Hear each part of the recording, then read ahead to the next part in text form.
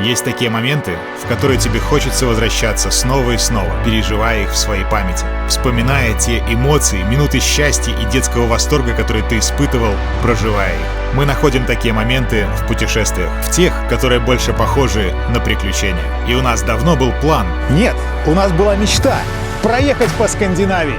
Но чтобы мечта осуществилась, все-таки нужен план. Он был в том, чтобы добраться до севера Норвегии, за полярный круг, до Лофотенских островов, с каждым новым километром открывая для себя новый мир, то, где мы еще не были, и то, чего еще не видели. 7000 километров, туда и обратно. Роуд-трип мечты, моменты, которые останутся с нами навсегда. И это видео должно этому помочь.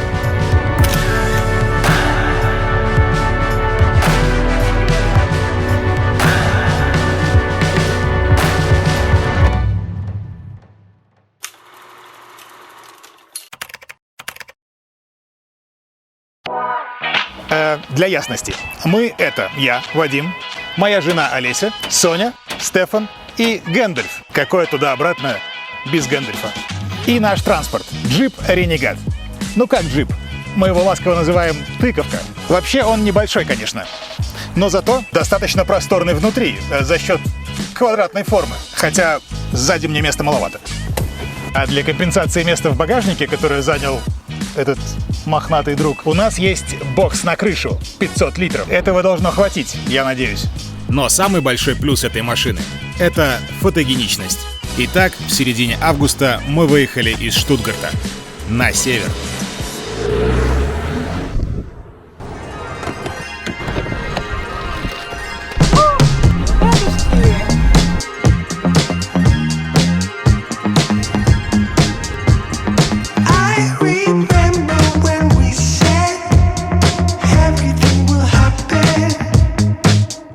Германия от Скандинавии не так и далеко.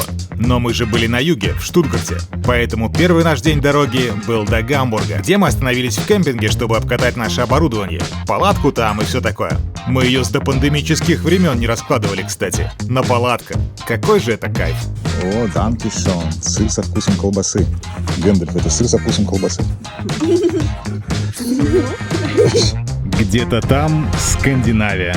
А дальше паром в Путгардене, так как попутной целью было для нас заскочить в две скандинавские столицы — Копенгаген и Стокгольм. Буквально на денек. Ну, может быть, на вечерок. Плывем в Скандинавию. Плывем, потому что в Скандинавию надо плыть. Это как-то правильней, что ли?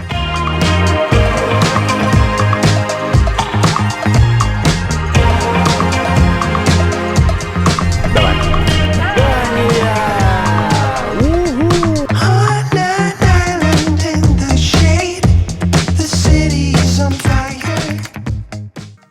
Итак, что мы увидели за вечерок в Копенгагене? Первое — это набережная Ньюхавен. Разноцветные фасадики — вообще визитная карточка города. Ну, очень атмосферно. Стоит пройтись. И фоточка.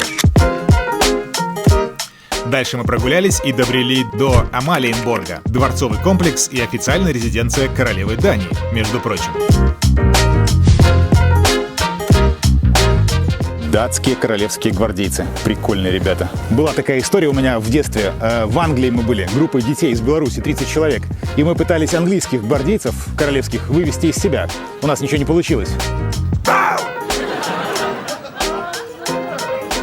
Я думаю, что я не буду проделывать этот опыт с датским гвардейцем. Я все-таки поднабрал вес с тех пор. Боюсь, что не убегу. Ну и напоследок копенгагенская русалочка. Это многострадальная датская русалка. Реально мало над каким памятником так издевались, как над этой милой русалкой. Короче, ее поставили здесь еще в начале прошлого века. И она стояла себе, никого не трогала, радовала людей на протяжении лет 50, наверное. Пережила даже немецкую оккупацию Дании. Все было с ней в порядке. Но где-то в начале 60-х случился инцидент. Ей кто-то отрезал голову. Полностью. Это переполошило всех датчан и взбудоражило общественность. Об этом писали газеты, делали репортажи и так далее, и так далее. И с этого момента это стало каким-то просто мейнстримом. Что с ней только не делали. Ее обливали краской, ей отрезали руку и еще раз пытались отрезать голову. Короче, каждый год с ней что-то происходит. По-моему, один раз ее даже украли. В общем, странная история, и непонятно, чем этот милейший памятник привлек такое количество вандалов. Но одно можно сказать точно, благодаря этому она стала очень известной. У каждого свой путь к славе, так сказать. Да, успели немного, но прогулялись очень приятно. Кстати, еще в Копенгагене в метро из последнего вагона можно смотреть на туннель. Гипнотизирующее зрелище, надо сказать.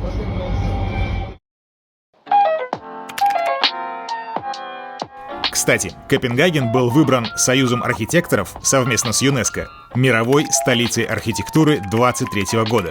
В том числе за ориентированное на человека городское планирование. Вот мы, например, остановились в обычной квартире Airbnb. Вот так выглядит фасад. А вот так внутренний двор этого дома и соседних. Вы только на это посмотрите, как это прекрасно.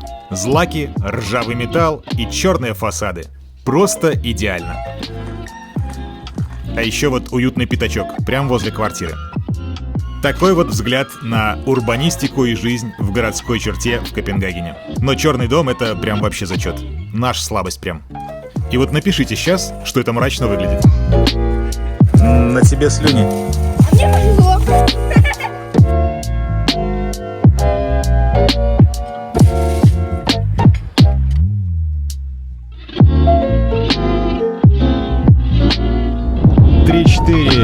Швеция!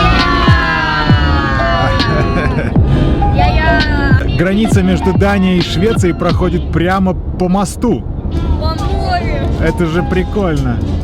Вот они, шведские берега. И, конечно, сразу вывеска Икеи. Короче, сняли хостел.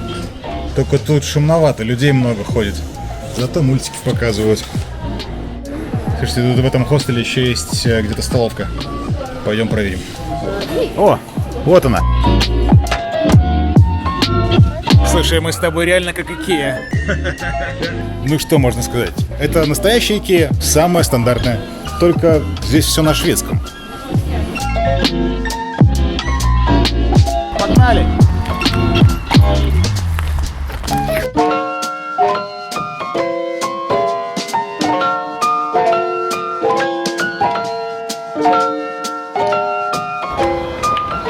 В Дании мы не заправлялись, но там было 2 евро литр. Здесь евро 86. Чуть дешевле.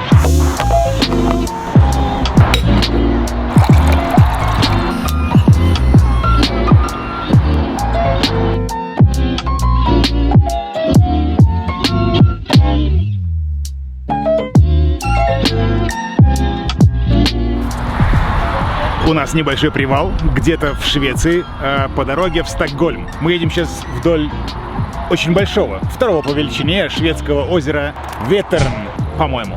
Я обожаю, когда вдоль трассы или дороги есть вот такие вот потрясающие поинты, где можно заварить кофеек. И камешки. Начинаются камешки. Олеське нравятся камешки. Тут еще какой-то замок есть 17 века. Прикольный.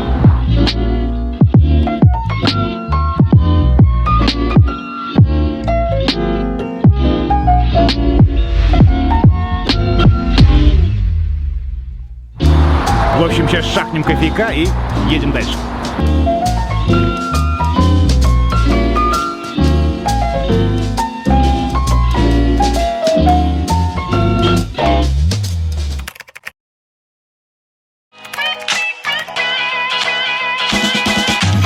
А вот это наш отельчик в Стокгольме. Можно с животными. Это плюс. То, парень, пойдем погуляем. Миленько здесь. Однако, так, нашли какую-то зону для песиков. Смотрите, с каким ландшафтом крутым. И у Гэндальфа появился какой-то шведский друг.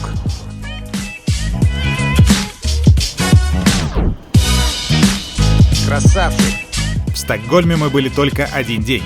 И на этот день у нас был определенный план. Точнее, несколько мест, которые мы хотели посетить и увидеть.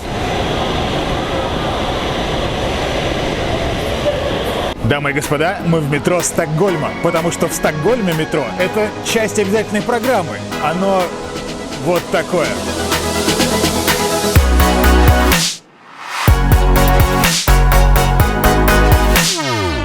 Да, мы давно хотели зависнуть в метро Стокгольма, потому что это не просто метро, это настоящая галерея арт-объектов. Тут почти все станции достойны посещения, но вот эти просто обязательны.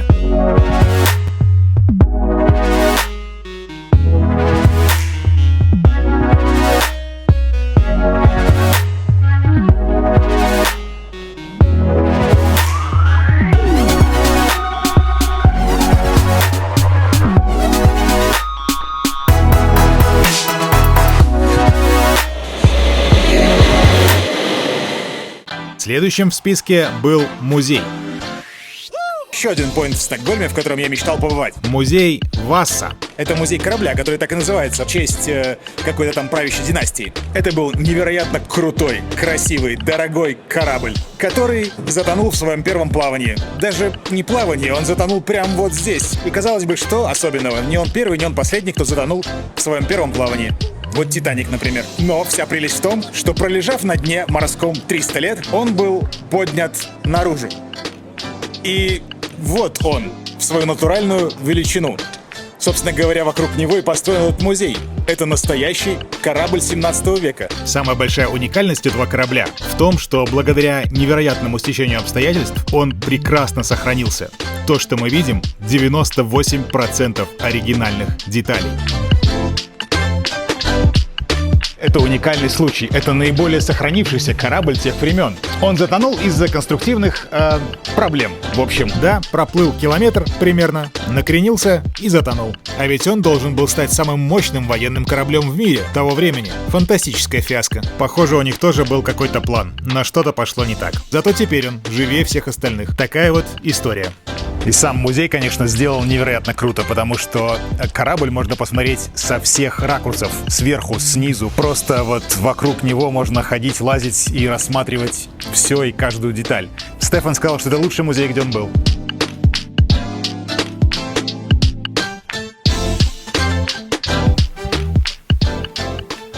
В общем, музей — это хорошо. В музей надо ходить.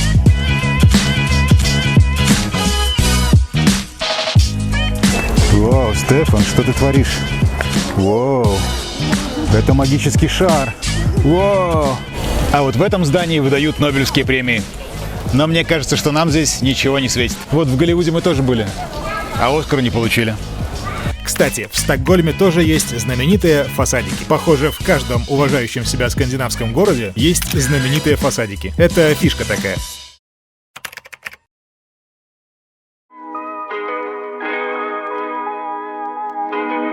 После Стокгольма наш путь лежал на север. План был такой: как можно быстрее добраться до самой северной точки нашего трипа.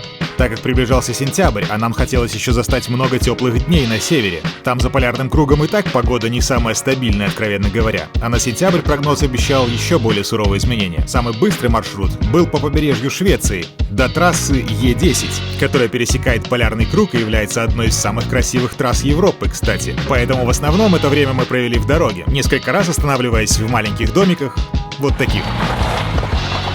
Или в замечательных шведских кемпингах, которые действительно просто бомбические. Вот такие.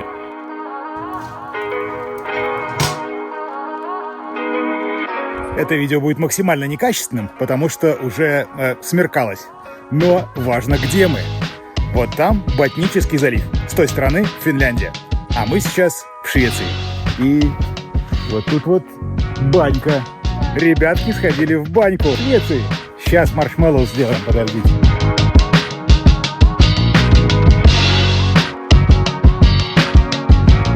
Это наш домик. А вот тут завтрак. Черника, клюква. Мой любимый вереск цветет. Блин, нет, там не черничка.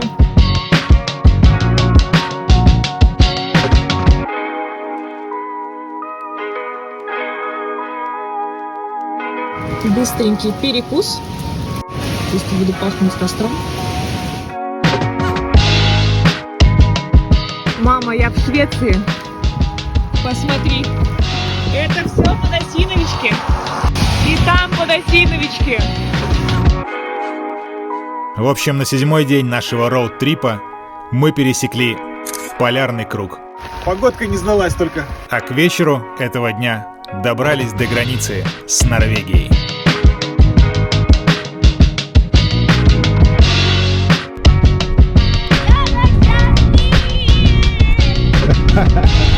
Нам супер повезло с закатом. Весь день шел дождь. Всю дорогу со Швеции в Норвегию. И только мы переехали границу Норвегии, и вот. Это просто сказка какая-то.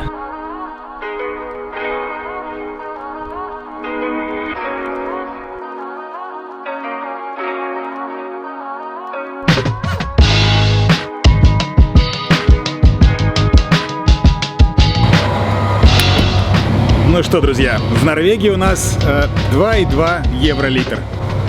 Но могло быть и хуже. Вот сначала вот это вот смачиваешь стекло, а потом вот этим вытираешь. 3 хорошенько. Вот так, да, давай. О, класс, у меня помощники, конечно, обалдеть. Вот тебе мама показывает, где еще нужно потереть. Сонька, вот здесь вот еще, смотри, вот здесь вот надо хорошенько помыть. Вот тут. Вообще мы искали ближайшее место переночевать. Было уже поздновато, а это место было почти по дороге и сравнительно не за космические деньги. Но утром мы прям обалдели от того, где оказались.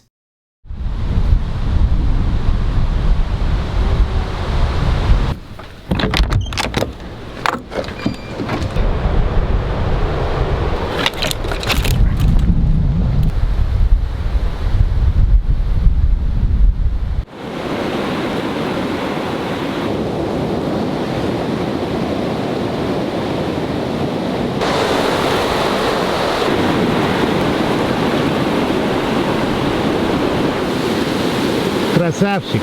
Чем-то похоже на Швейцарию. Пейзажи вполне могли бы сойти. Но мы на севере Норвегии, рядом с Лофотенами. И у нас солнечное утро, и я в майке. И мне жарковато даже. Немножко.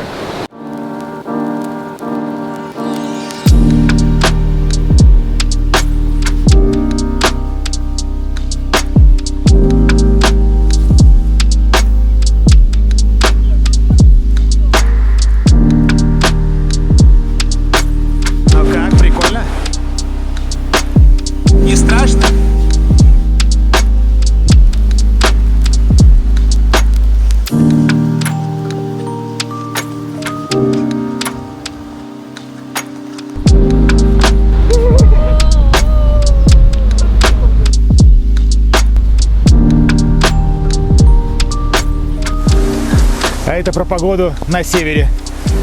3 минуты назад было солнце и прекрасно. Отличная погода. А сейчас вот такая вот штука. В общем, ребята, семья норвежская, организовали такую базу здесь и сделали домики вот такие, с травяной крышей. Там нет туалета и нет воды, но есть кровати и очень уютно. И есть плита. Тепло и прекрасный вид. Но это еще не все прелести этой базы. У них тут есть сани, а все потому, что эти ребята организовывают экспедиции на оленях, на собаках, на санях, по фьордам, заснеженным горам Норвегии. Это безумно круто выглядит, реально. У них есть такие открытки, где можно посмотреть фотографии с этих экспедиций. Это просто фантастика, конечно. И так как на этой базе занимаются экскурсиями и экспедициями на собаках и на оленях и так далее, здесь, естественно, много собак. Вот это я сначала подумал, что они тут пчел разводят. Очень похоже. Вот такие коробочки на ножках. Но оказалось, что это будки. Это будки для собак. И прикол в том, что каждый день примерно на час их выпускают. Всех. Да.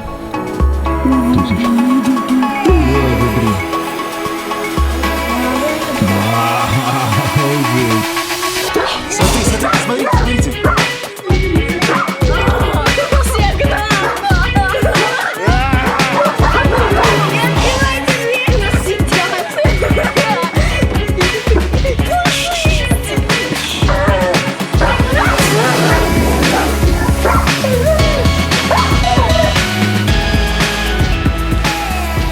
Так, тут такая тема, что Гэндальфа нельзя выпускать, а собачек на часок выгуливают. Поэтому у нас тут сложная ситуация. Да, у Гэндальфа шок. Гэндальф, прости, дружище, но нельзя. Что делать? Как? Нельзя. Бедный Гэндальф. Стефан, это кто это с тобой рядом-то? Вы чё?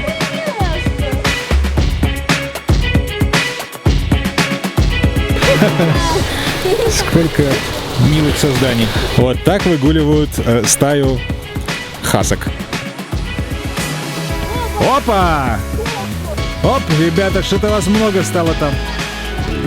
Держитесь. Так, царь горы.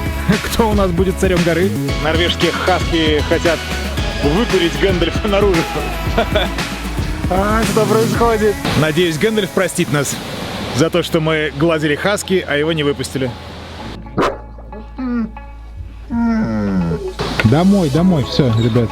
Давай, смотри, твоих друзей там уже садят на цепь. Давай, шуруй, все, по домам, по будкам. Фух, это было весело, конечно. Прикольно, Соня, с хаски гулять? Класс, я просто стою такая и орала. Я хотела их подсчитать, но это невозможно, их больше 20 штук, так точно вот. Это все, что я могу сказать.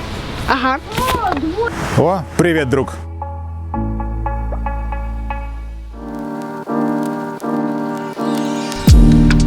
Нам тут было так хорошо, что мы даже немного изменили свой план и остались на целый день и еще на одну ночь отдохнуть после нескольких дней беспрерывной дороги. Тем более, что еда у нас была, помните эпизод с грибами? Кстати, тут мы их тоже нашли, неподалеку. Получается прям очень трушное путешествие. Питаемся тем, что добываем в дороге. Как мы любим такие моменты. Они просто лучшие. А сегодня мы пойдем вот сюда. И, может быть, даже залезем вот туда. Но это уже не для широкого зрителя.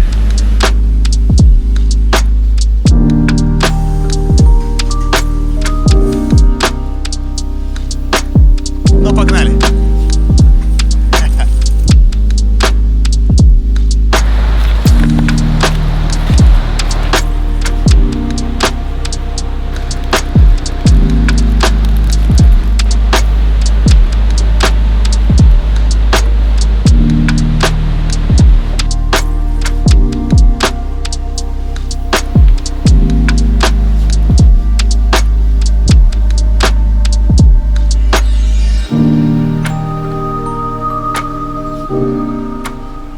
Ну что, первая стоянка в Норвегии удалась. Едем дальше. Даже очень. Даже хаски погладили. Очень клево. Ну, поехали. Восстановив силы, мы двинулись дальше, но не к Лофотенам, а чуть выше, к острову Сения, который находится чуть севернее возле Лофотен, и на нем есть целый ряд крутых локаций, которые стоит посмотреть.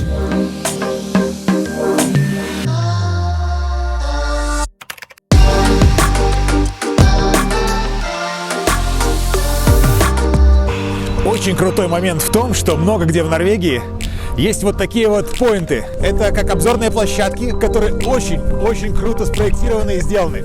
Мало того, что они клево вписываются в ландшафт, в них открывается потрясающий вид, как правило, но они и сами становятся таким объектом, который хочется фотографировать и возле которого хочется остановиться. Ну вы посмотрите, то есть это не просто огороженная площадочка, здесь нормально поработали дизайнеры и проектировщики. Но погодка меняется быстро, начинается дождь.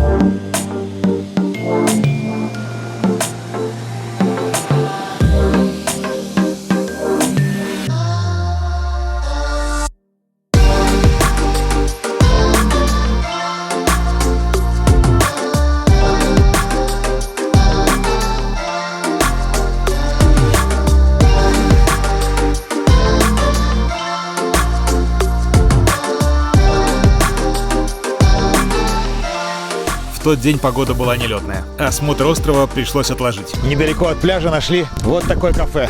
Хозяйка говорит на русском, по-моему, это хозяйка. Поэтому будьте на этом острове, заходите.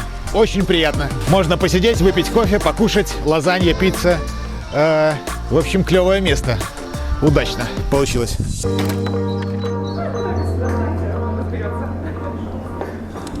А здесь есть настолочки еще, вы посмотрите. Хорош. Можно рубануться в уна. Какая красота. Я и спорт. Можно мы вас порекомендуем как место на этом острове? Ну, мы тут две хозяйки. Как-то люди к нам едут. Ну, у вас очень приятно. Ну, спасибо. Здорово. Спасибо. Кстати, с ночлегом тоже помогли хозяйки этого кафе. Удачно получилось.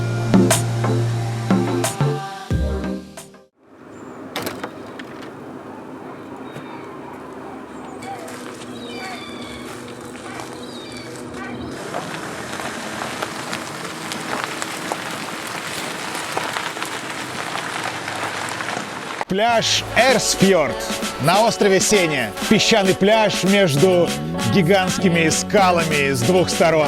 Знаете, чем-то напоминает сериал «Викинг». У них там этот главный город, где они там тусовались все. Был в похожем месте, мне кажется. Но погода здесь меняется, конечно, просто невероятно. Вчера был полный трэш. Ветер такой, что тут мусорки, гуляли по острову. Дождь. Ужасно холодно. А сегодня солнце, нету ветра, даже жарко немножко. Обалденно. Потрясающе красиво.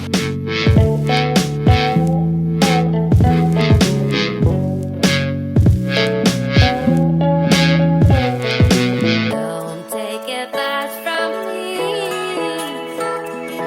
Don't take advice from anyone. Don't take advice from me. Take advice from anyone. Take advice from me. Don't take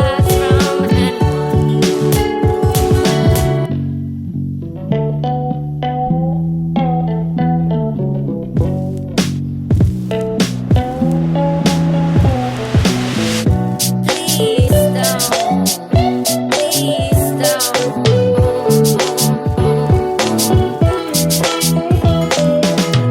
anyone. Please don't. Please don't. Please don't. Please don't.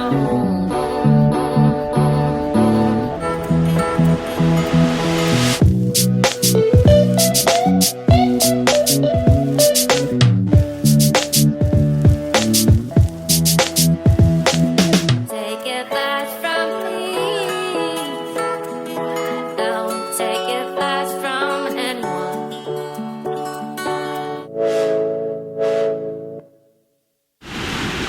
Что бывает, когда попросил детей попозировать? Примерно вот, вот это вот. Кстати, этот пляж знаменит еще одной фишкой. Здесь есть золотой туалет. Собственно говоря, вот он, золотой туалет. Когда на него падает солнце, он вообще какой-то нереальный становится. Олеська, ты в туалет? Ответственно заявляю, что туалет свою функцию выполняет. Ну, собственно, это самое важное в туалете. Вот, поэтому как-то так. Но это ведь очень круто, когда ты можешь сидеть на унитазе или стоять. Это кому как. Ну, возле унитаза. Кстати, мужчины здесь писают сидя. Вот, говорят тоже. Серьезно? Ну, типа так аккуратней. Вообще в Норвегии? Да, в Скандинавии много где. Но это же круто, когда ты можешь зайти, расслабиться, наконец-то, после долгой дороги, и смотреть на звезды, даже на северное сияние. Вот это круть. Короче, там прозрачный потолок, и это можно делать, а внутри все красное для контраста. Как ты думаешь, это правильно? Строить такие туалеты? Несомненно. Мне не жалко ни одного потраченного евро, особенно учитывая, что тратила не я. Вот. Но я вообще люблю арт-объекты, и очень классно, когда арт-объектом становится настолько обыденный предмет, как и туалет. Это очень классно. Это говорит, наверное, о подходе к жизни. Поэтому это не просто клевый туалет посреди гор, это отражение философии. В общем, надо сходить проверить. Я сначала думал, что он только женский, но оказывается, это такой вот интересный символ, что он общий. Вау! Ну, как минимум, это очень необычно. Стеклянная крыша. И здесь, кстати, теплый пол, если я не ошибаюсь. И здесь просто валом места. Здесь бы не один унитаз поместился, а несколько кабинок. Молодцы, норвежцы. Туалеты тоже надо уметь строить. Да.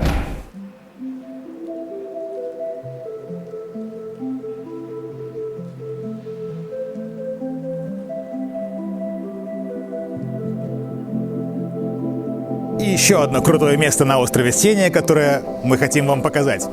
Вот оно. Этот берег или поинт называется, если я правильно произношу, Тунгинесет. Тунгинесет. Короче, лучше напишу.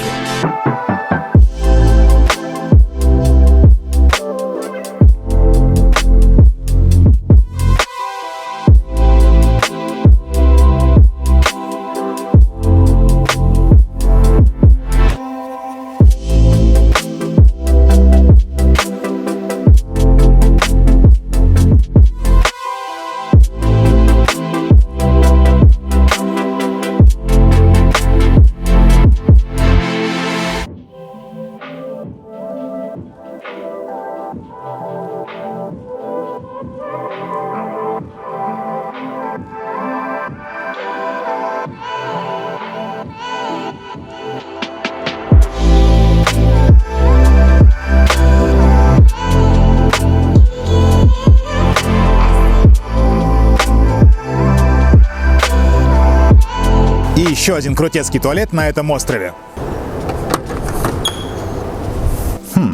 Тоже неплохо. Все очень аккуратненько и миленько.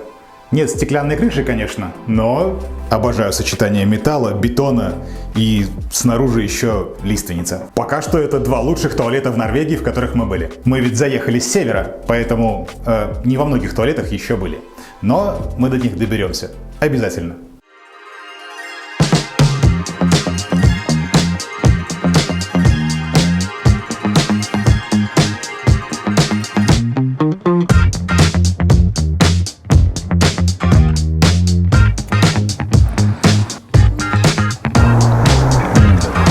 Вот что еще кайфово в Норвегии. Привалы можно делать с невероятно аппетитным видом. Это место для пикника выглядит так, что я бы здесь жил, мне кажется.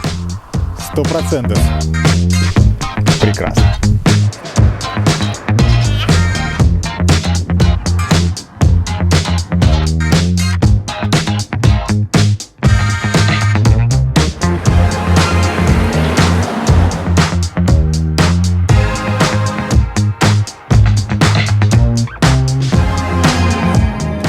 Обалдеть, и все остальные эпитеты.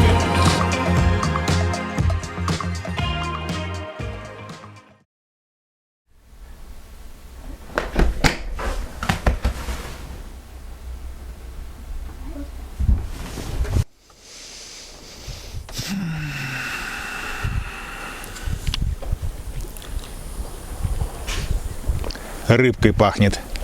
Короче, мы ехали и приехали на Лофотенские острова. Это такое замечательное место на севере Норвегии с невероятным количеством потрясающих локаций, которые мы хотим посмотреть. Но, по прогнозу, сегодня чуть ли не единственный солнечный день за всю следующую неделю. Поэтому надо ловить момент.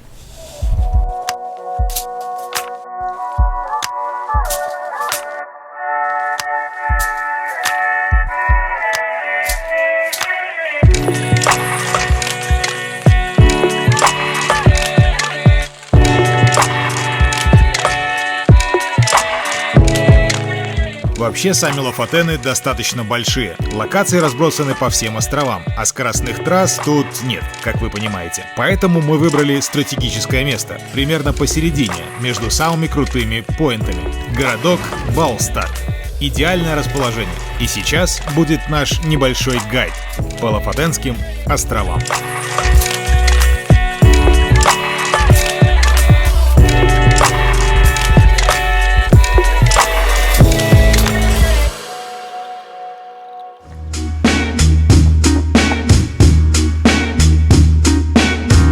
Ну что, посмотрим, что тут есть на этих Лофотенах.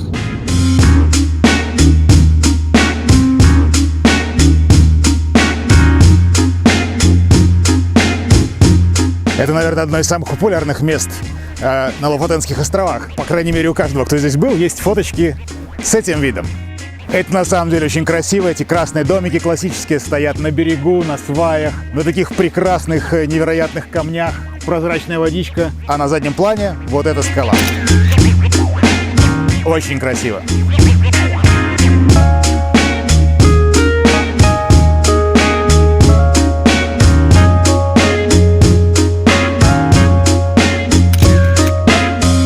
Это место на самом деле одно из самых известных на Лафатенах. Но вид с моста на красные домики — это не все, что тут можно посмотреть. Для этого нужно проехать дальше, на соседний островок, где, кстати, желтенькие домики. И еще там есть Заведение, где можно покушать рыбные бургеры. Нам очень рекомендовали. Сказали, что они здесь крутые. Это чуть дальше по дороге. Еще несколько мостов и вот.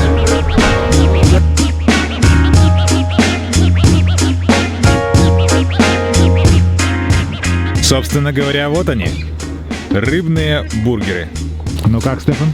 Вкуснее. Вкусно? По 10-бальной шкале. 5, 6, 7, что ли? 7 по 10-бальной. Стефан, ты прав. Я бы 8 поставил. Стопудово. Хотя за что я скинул 2 балла, непонятно. Очень вкусно. Дорого, конечно, но мы ж в Норвегии. Вот за это он и скинул 2 балла. Вот мы с Соней не часто кушаем рыбу. Так, но вот эти бургеры просто, не знаю, это лучший рыбный бургер, который я ел. Я ел только один рыбный бургер, но он реально крутой. По 10-бальной шкале ставлю 9. 9. Будете на Лафатенах, забейте в бюджет немножко, там, чуть-чуть денег. Один бак бензина. Это надо попробовать, правда? Особенно на Лафатенах. Я вижу гигантский контур. Короче, это рыба-удильщик. Жесть. Персональная удильщик. Очень похоже. Дети нашли медузу. Вау, она большая. Да, с таким видом булочку кушать. Вот так выглядит удовольствие. Оу, спасибо.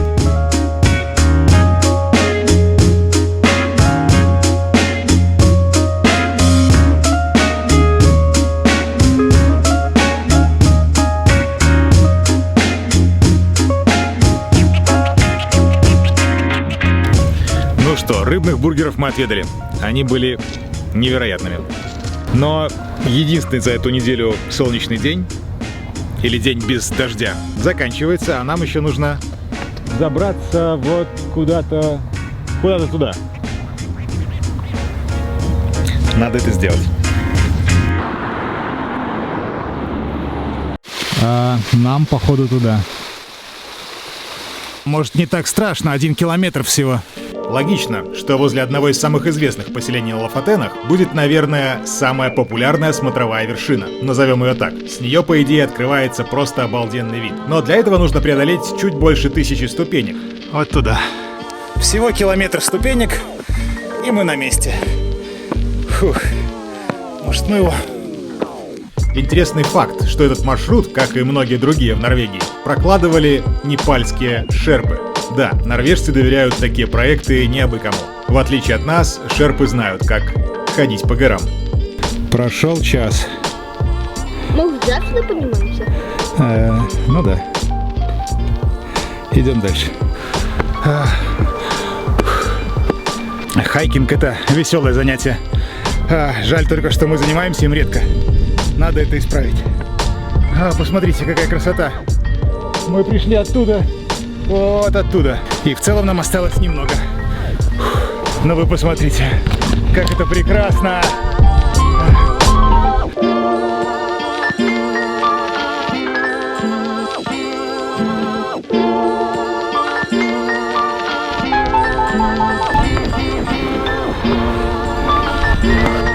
Молодец. Крепыш. Привет. Как ты? Почему вы такие медленные? Поздравляю, Стефан. Ты дошел.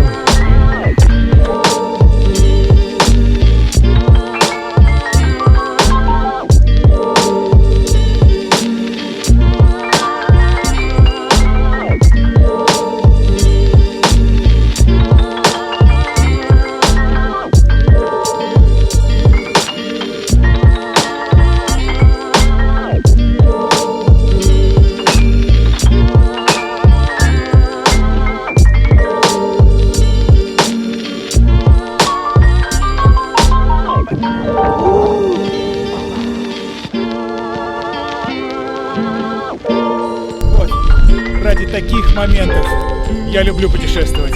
Такие моменты нужно переживать. Обязательно. Это важно. Они прекрасны. Двигаемся дальше, друзья. Двигаемся дальше.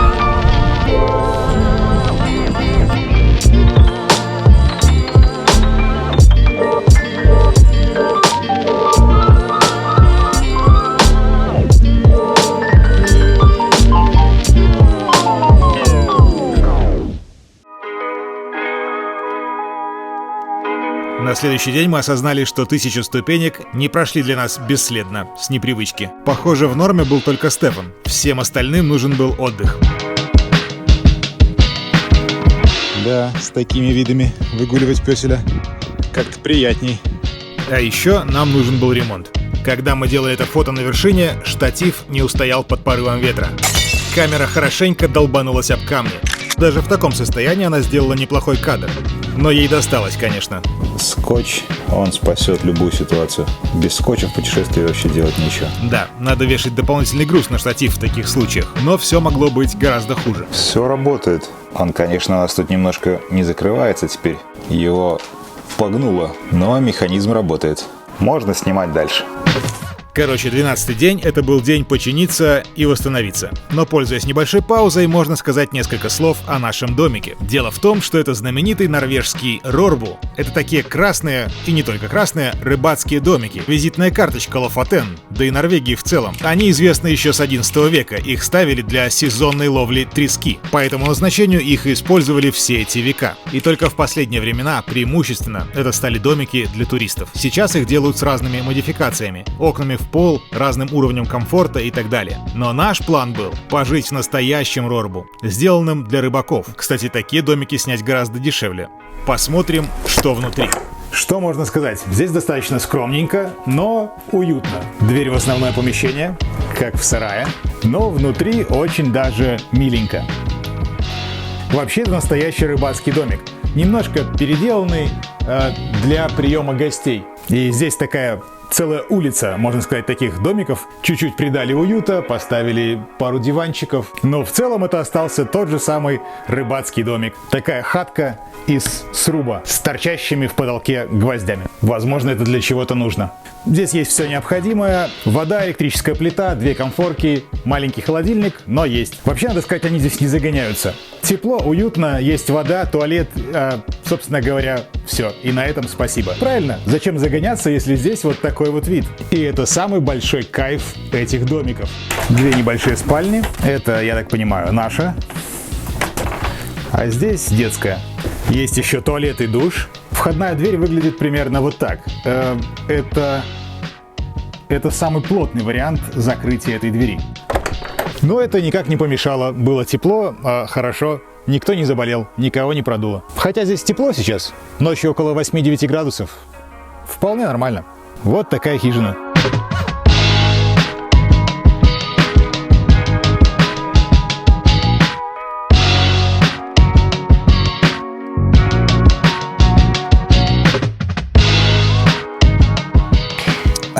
Итак, мы добрались до самой северной точки нашего путешествия в Норвегии. По ходу нашего путешествия мы немножко ведем Инстаграм. Кстати, подпишитесь на Инстаграм. Там, как вы понимаете, все более в реальном времени происходит. Кстати, если они смотрят это видео, значит, мы все-таки вернулись. Это тоже плюс. Плюс. Потому что мы как-то далеко забрались, если честно. Так вот, по ходу того, как мы едем и делаем какие-то сторис и посты в Инстаграм, нам приходят вопросы.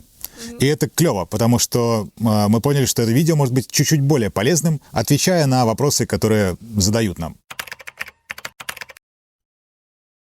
И один из них... Как путешествовать? Как вы это вообще-то, зачем вы это сделали с детьми, с собакой на такой машине? На самом деле, хороший вопрос. Хороший вопрос. Как обычно. Но мы доехали сюда. Но на самом деле доехали мы нормально. Не особо и тесно было. Но вообще важный вопрос, как же это вообще путешествовать с детьми? Причем в такую поездку. Северную, гористую, холмистую и так далее. Как оно? с детьми? Несколько моментов, которые мы для себя отметили.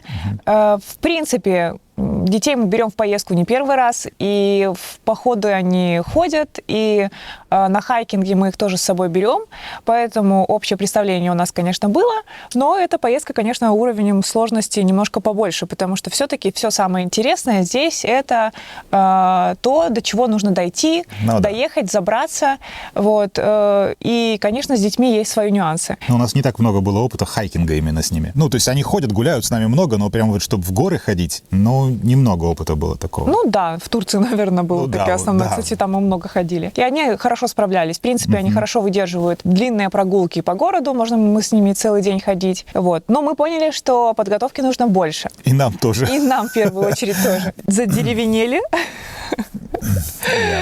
Прикрою.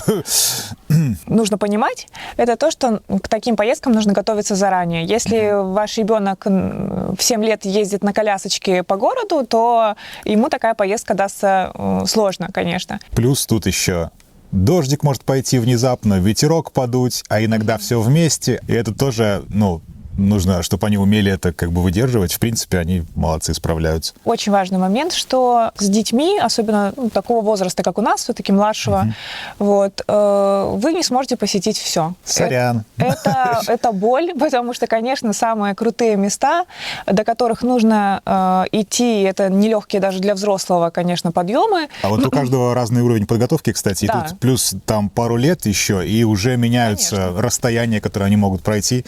Чуть-чуть по-другому все с детьми. Ну, к этому нужно быть готовым. Это просто нюанс, да, который нужно принять.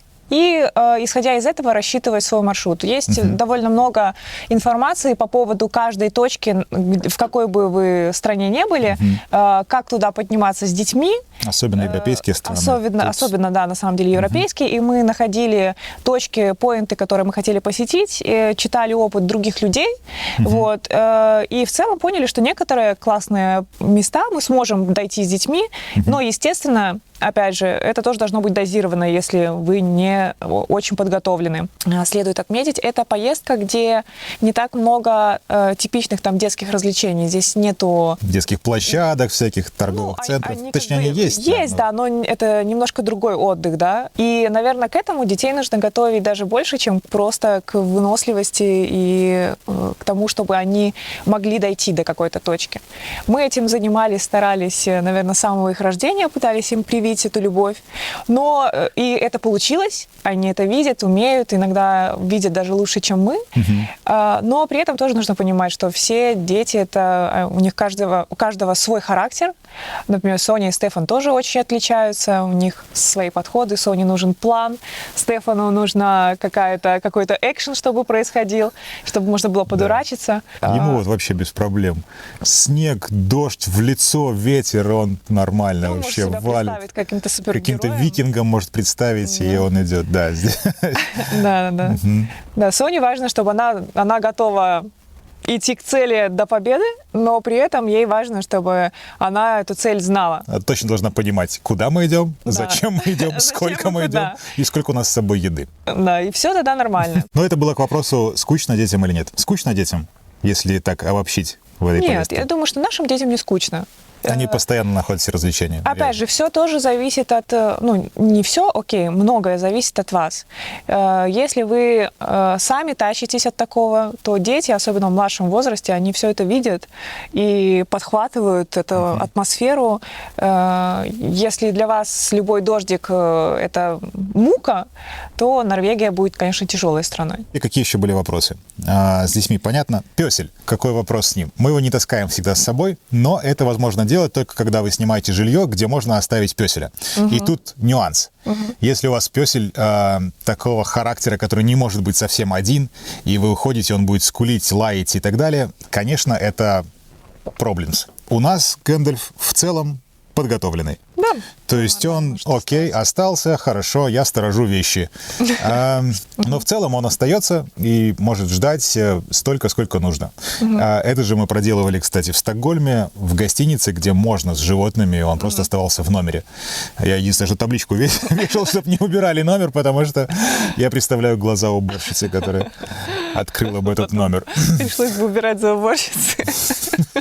Но в целом, там, где можно с ним быть, там, где можно с ним идти, где не нужно каждый раз там его дергать, чтобы он никому не мешал, мы стараемся его всегда с собой брать. Да, это веселее и прикольнее. Просто хочется и так, и так. Иногда без него пойти, потому что мы можем в этот момент еще что-то поснимать все-таки. С ним сразу сокращаются наши возможности. Кстати, вот еще такая важная вещь, что, в принципе, не только съемки, а все процессы с такой большой компанией, ну, за части которой нам приходится следить, да, и выполнять, да, восполнять какие-то нужды, то все происходит гораздо медленнее. То есть все сборы, неважно куда ты, при переезде, собираешься куда-то идти, все это, ну, происходит гораздо медленнее. Чуть-чуть все-таки у нас график сместился. То есть, если кто-то вот тоже спрашивал, как мы все продумали заранее и как мы нашли все места, ничего подобного заранее мы не продумывали. То есть у нас был примерный маршрут, куда мы двигаемся, и были несколько первых кемпингов забронированы.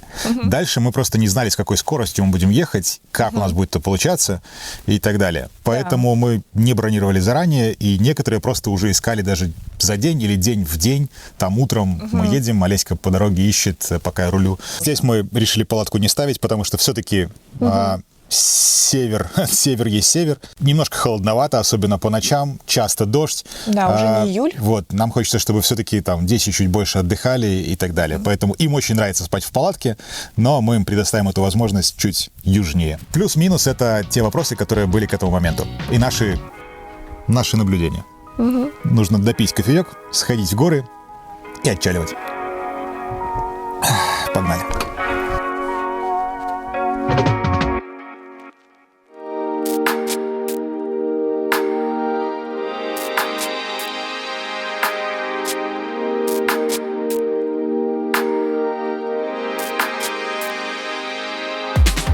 Музей. На Лафатенах тоже есть музей. И один из самых больших — это музей викингов. Тут даже есть хижина вождя. Можно пострелять из лука, покидать топоры, поплавать на корабле викингов даже. Вроде бы. Дождливо, конечно. Посмотрим.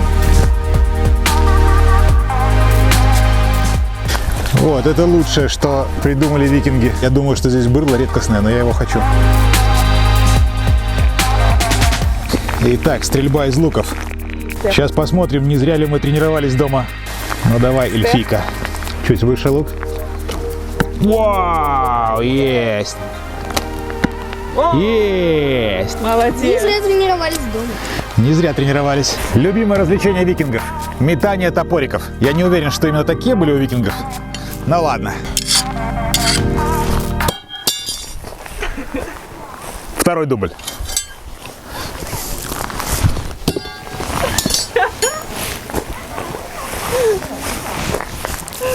Я жду.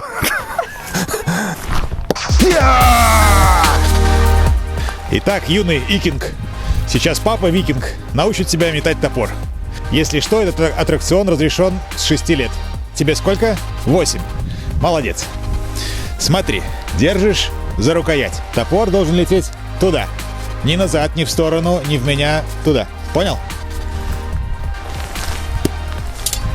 Так делать не нужно. Чтобы он воткнулся, нужно задать вращение больше. Вот так. Держи. Размах. Старайся, чтобы он у тебя вот так из-за плеча шел. Давай. Есть! Дай петуху. Молодец. Вообще мы хотели попасть еще в кузницу. Но, да, но кузница сгорела, по-моему. Кто-то немножко перестарался, по-моему. Как-то так. Но ключевой аттракцион — это катание на дракаре викингов. С настоящими веслами все как надо. Правда, дождь каждые 15 минут, но, по-моему, тут вообще на это никто не обращает внимания.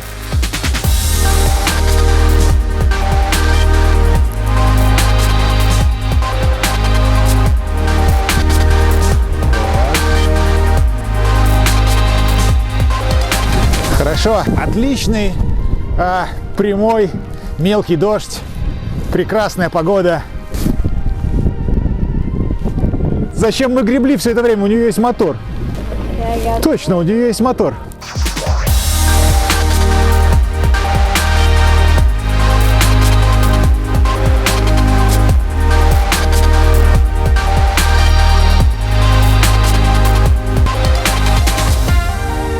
Надо сказать, дождь добавил этому музею неповторимого колорита. Так на лодке я еще не плавал, конечно.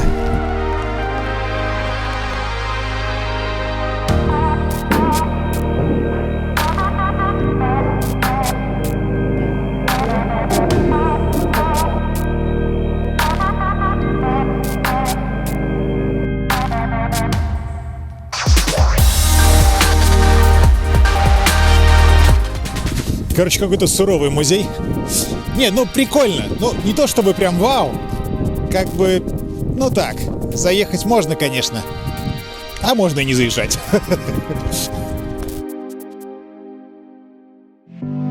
А вот в это место стоит заехать. Лично я очень давно хотел тут побывать. Мы добрались, наверное, до самого инстаграмного поля на планете. И оно находится здесь, на Лафатенах. Вот оно! Оно находится на маленьком островке с потрясающим видом. И вообще здесь много маленьких островков, и это очень круто. Надо полетать.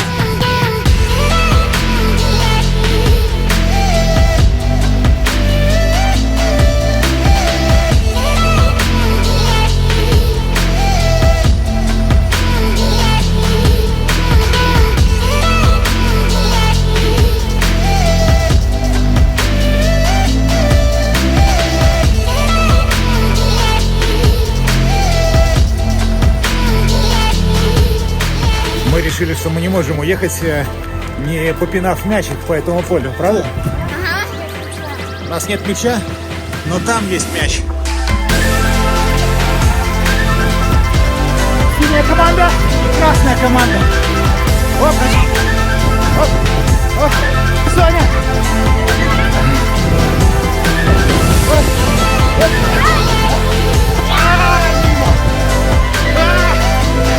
Соня! Соня, пас!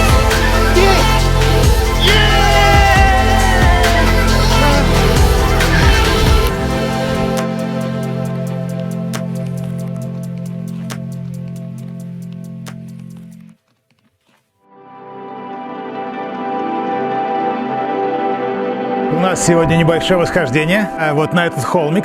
Стефан сказал, что это не полноценная гора. Сложно ее назвать полноценной горой. Так, холмик какой-то. Да, Стефан?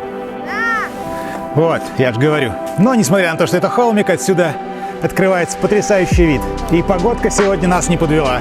Смотрите, какая красота ходит по горам здесь, в Норвегии. Ого, здесь есть вот такие штуки, за которые можно держаться в особо стрёмных местах. Вот. Конечно, заметно, что подготовочки нам немножко не хватает. Хайкингом мы занимались не так много в своей жизни, а последний год вообще немножко у нас такой был, скажем так, передвигались мы много, но ходили мало. Да.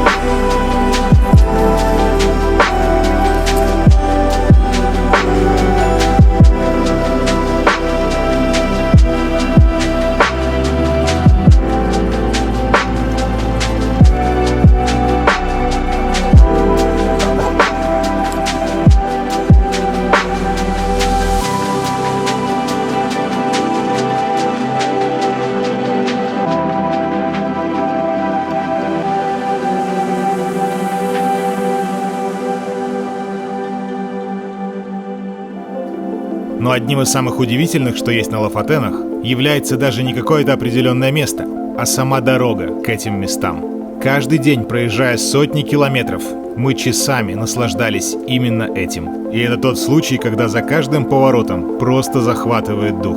Мы вообще любим дороги, но на Лафатенах они одни из самых красивых, по которым мы ездили.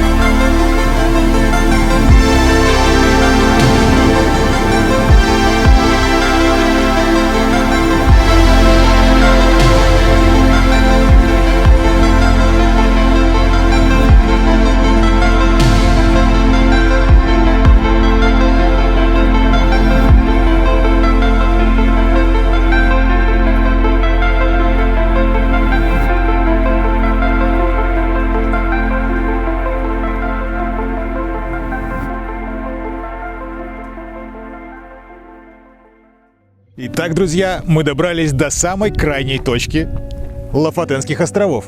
Реально, все, дорога закончилась. Дальше только пешком, потому что это самый последний населенный пункт, и у него прикольное название. Звучит примерно так. Оу. Просто Оу. Мне кажется, это потому, что люди, которые шли по Лафатенским островам, шли, дошли до самого конца и такие Оу. И остались тут жить. Но это не точно, это просто моя версия. Собственно говоря, мы вот здесь. Тут еще пару каких-то домиков, а это уже край Лафатенских островов. Самый край. Да, побывали мы не везде, потому что, чтобы побывать везде на Лафатенских островах, нужно просто куча времени. Здесь гигантское количество крутейших мест, хайкинг и так далее, и так далее. Чтобы здесь облазить весь остров, я не знаю, сколько нужно времени. Но даже те места, в которых побывали мы за эти несколько дней, они просто восхитительны. Собственно говоря, вот, это центр этого О. Я в центре О. Но здесь миленько. Вообще в О есть даже несколько музеев.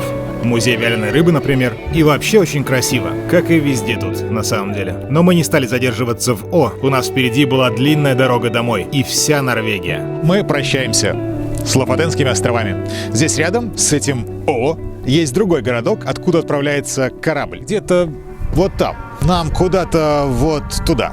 И я думаю, впереди еще очень крутые места. А Лафатенские острова? До встречи. Я думаю, до встречи. Мне очень хочется сюда вернуться, правда.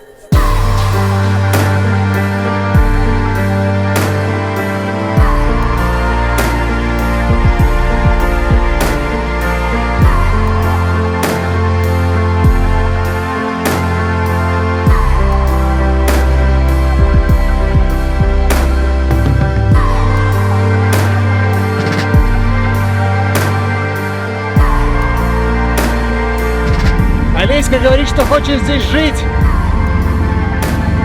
Будет проблематично перенести наш домик сюда. Построить новый. Построить новый?